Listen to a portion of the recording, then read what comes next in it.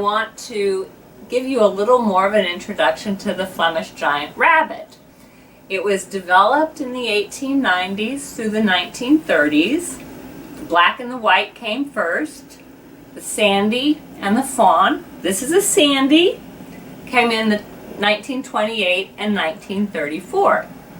They come in 7 recognized colors, but there are some other ones under development, like the lilac and the broken.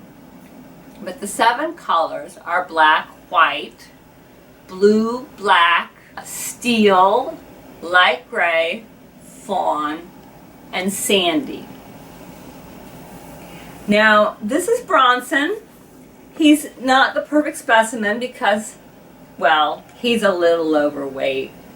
He's also had some hard times and is nearly blind, but we'll use him as a basis for showing you some of the features of a well-bred Flemish, because he comes from a very good line, and then the most important thing, some handling tricks with Flemish giant rabbits. Now, many of you who have Flemish giants wonder, how big is he going to get, or how big is she going to get? Well, the minimum competitive weight for a buck, a male rabbit, is 13 pounds. And the minimum competitive weight for a doe who's full grown is 14 pounds, because the does are actually bigger than the bucks. And you can find rabbits that are over 20 pounds. Bronson is right around 20 pounds. We've got him on a little bit of a diet because that's a little bit much for him. They were bred as the universal rabbit.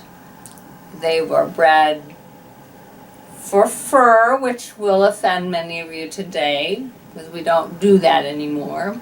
They were bred for meat, which will also offend many of you today. We don't do that anymore. But they were also bred for personality.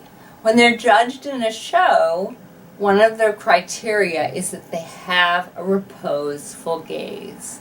And let me tell you, no Flemish giant rabbit breeder with any self-respect will ever breed one who bites. So you have a very calm, restful, mature animal. Maybe Bronson here is half asleep listening to me. Now, one of the things that's special about Flemish giants is their spine. They have what's called a semi-arch spine. So you notice they have flat shoulders, and then behind that, the back rises up. Whereas the usual rabbit, the back rises up immediately.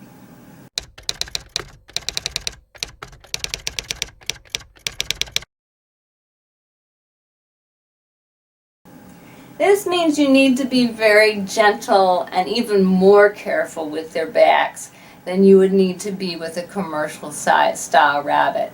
There are only 4 breeds recognized in America that have this very special, elegant, long back.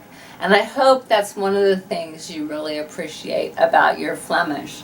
They also have wide hips. The hips flare out, which is why they're called having a mandolin shape. Aww. There are some proportion requirements. Bronson's restless here, so I think that's all on that.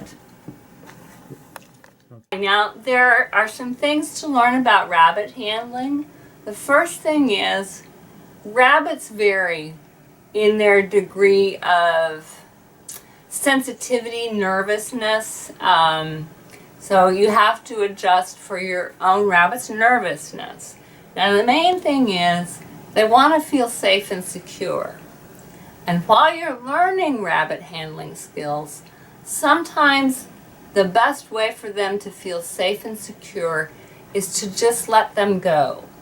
Don't struggle with them to try and become their master. You want to gradually win their trust. And when they're overstimulated from your handling them, the best thing is to let them down, let them go in a corner, give them some treats, let them feel secure again.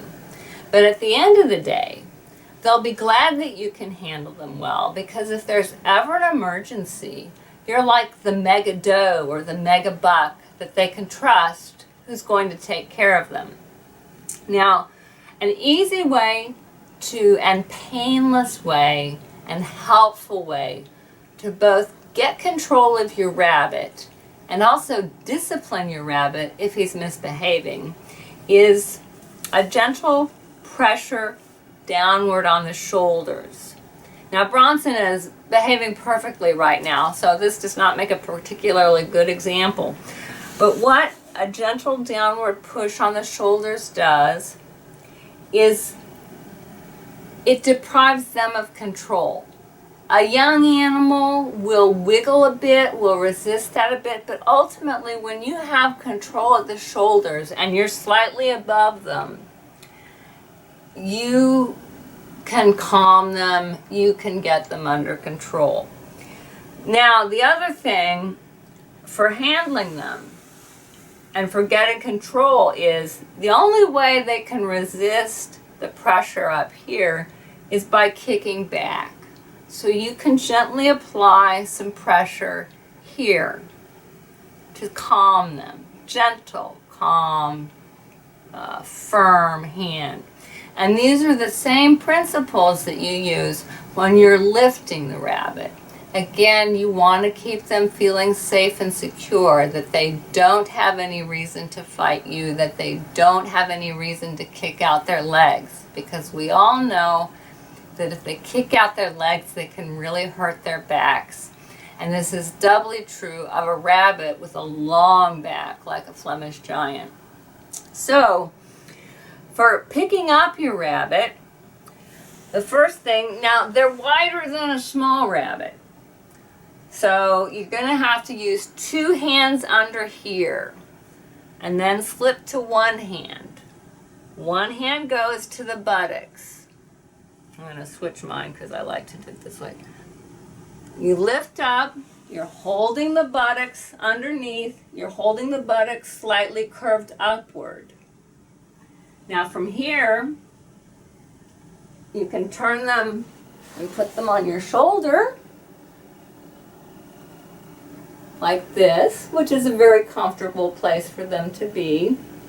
It's also a comfortable way to get into a position where you can minister to them. Say, clip their toenails or get them medicine. Sit with them, spread your legs a little bit to give them security on the side. And you've got them in a good position to clip toenails, or, as I'll show in another video with another rabbit, how to give oral medication.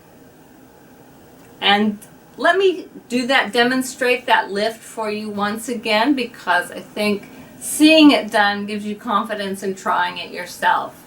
So, we're still going down and we're holding his derriere.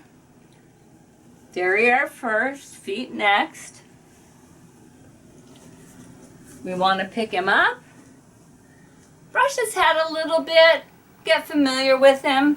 That is the best way to begin a relationship with a rabbit, is to rub the front, the head, and gradually they'll let you rub the rest of their body. But that's as trust builds. The first place is here because they have very sensitive nerve endings running above their teeth, and those get stimulated when you rub their foreheads. So, you want to get your hands underneath, and then one hand thoroughly underneath, the other hand to the buttocks, curving the buttocks upward so they can't kick out. Stand up,